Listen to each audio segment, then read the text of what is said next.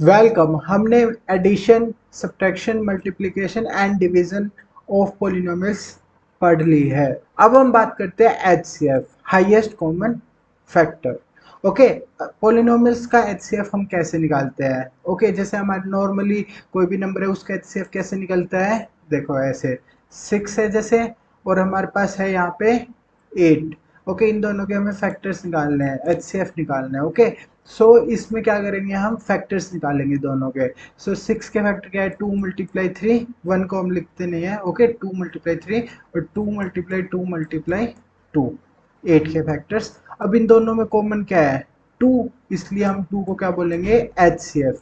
Okay, 2 क्या है हमारा? H C F, highest common factor. इसका मतलब क्या है? कॉमन फैक्टर वो भी हाईएस्ट। ओके, जैसे कि यहाँ पे 2 है 3 है यहाँ पे। ओके, अभी इस 2 के अलावा इनमें कुछ भी कॉमन नहीं है।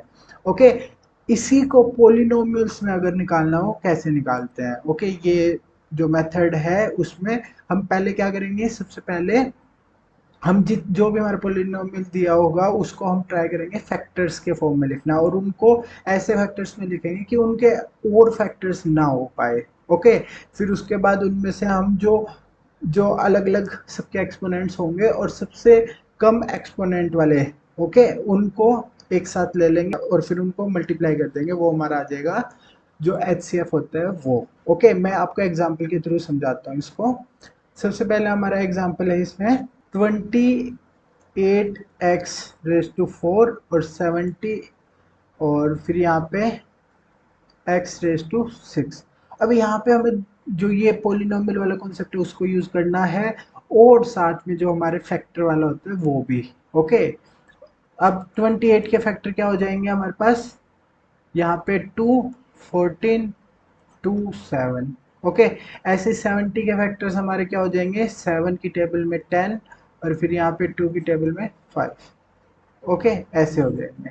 ये आपको फैक्टर्स निकालने आते ही होंगे क्योंकि मैं बहुत पहले बता चुका हूँ। ओके, यहाँ पे क्या होता है कि 28 को देखना है कि किस नंबर से डिवाइड करें। ओके, हम सबसे पहले स्मॉल से चलते हैं, जैसे 2, 3, 4 इनसे। 2 से ये हो रहा है, ठीक है, नहीं तो हम फिर 3 से देखेंगे। अब जैसे 2 की टेबल में ये 14 पे आता है 28, इसलिए ऐसे। फिर ये 2 की टेबल में जो 14 है वो 7 पे आता है, यहाँ लिख देंगे। ओके, ऐसे फिर 7 किसी और की टेबल में नहीं आता, जैसे 2, 3, 4 ये। ओके, तो इसलिए इसको ऐसे ही लिखा जाता है। ऐसे यहाँ पे 5 को भी ऐसे लिखा जाता है। अब यहाँ पे हमारे फैक्टर 28 के फैक्टर्स हमारे पास क्या क्या आ गए? 2 मल्टीप्लाई 2 मल्टीप्लाई 7, और हमारे 70 के फैक्टर क्या आ गया हमारे पास? 2 मल्टीप्लाई 5 मल्टीप्लाई 7। ओके, ये अलग अलग हम लिख सकते हैं ऐसे सीक्वेंस बनाने के लिए, ताकि हमारा आसान हो जाए हमें समझना। ओके, यहाँ पे 7 टू 5 इनको ऐसे लिख सकते हैं, आगे पीछे मल्टीप्लाई एडिशन में इनमें कोई फर्क नहीं पड़ता ऐसे सीक्वेंस का। ओके, अब यहाँ पे देखो x4 को हम कैसे लिख सकते हैं? x multiply x multiply x multiply x.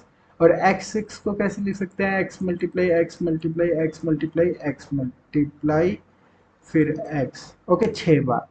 अब इनमें से हम क्या देखते हैं कि जो कॉमन होती है, जैसे x4 और x6 के बीच में कितने x कॉमन है? ये 1, 2, 3, 4।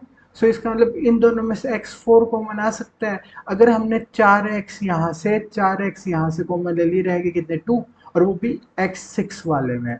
ओके, सो ये x2 बन जाएगा। अब हम इसको कैसे लिखेंगे? यहाँ पे 28x4 को हम लिख सकते हैं यहाँ पे 2 मल्टीप्लाई 7 और x, और फिर इसको x रेज टू 4। ओके, यहाँ पे 70 है, 70 वाले को कैसे लिख सकते हैं? यहाँ पे हम 2 मल्टीप्लाई 5 मल्टीप्लाई 7, और फिर यहाँ पे मल्टीप्लाई में x रेज टू 6, यहाँ पे मल्टीप्लाई में x रेज टू 4। अब यहाँ पे 4 और 6 में से जो ये पावर वाला होता है ये सिंपल है, जो एक्सपोनेंट वाला, इसमें आपको जैसे 4 है यहाँ पे, सो 4 बार ले लोगे। अगर यहाँ 5 है, 5 बार ले लोगे। अगर दोनों में x रेज टू 6 होता, दोनों में x रेज टू 6 बार आ जाता। और यहाँ पे ये 28x रेज टू 4 और ये 70x रेज टू 6। ओके, अब यहाँ 2 कॉमन है दोनों में, अब हम जो HCF होता है हम यही तो देखते हैं ना कि दोनों में क्या क्या कॉमन है।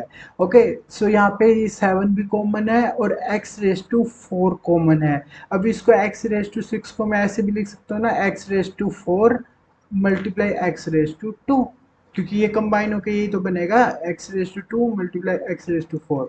ये क्या बन गया, x⁴, 2 + 4 6।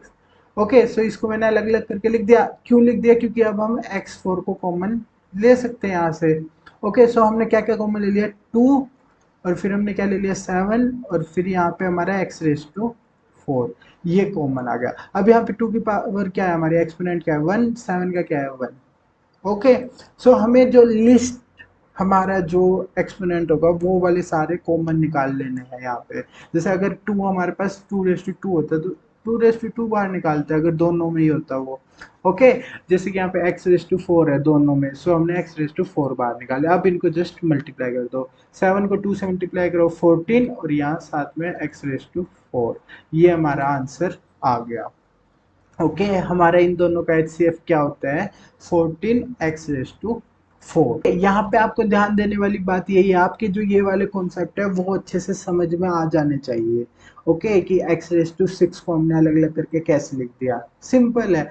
जो भी हमारे यहाँ पे कम हो, जैसे 4 है, ओके, यहाँ पे 4 है, इसलिए 4 के अलावा कितना रह गया, 6 में से, 6 में से 4 माइनस करो, 2, सो x⁴ अलग हो जाएगा, x⁴ यहाँ पे हमारा 4 अलग हो जाएगा 6 में।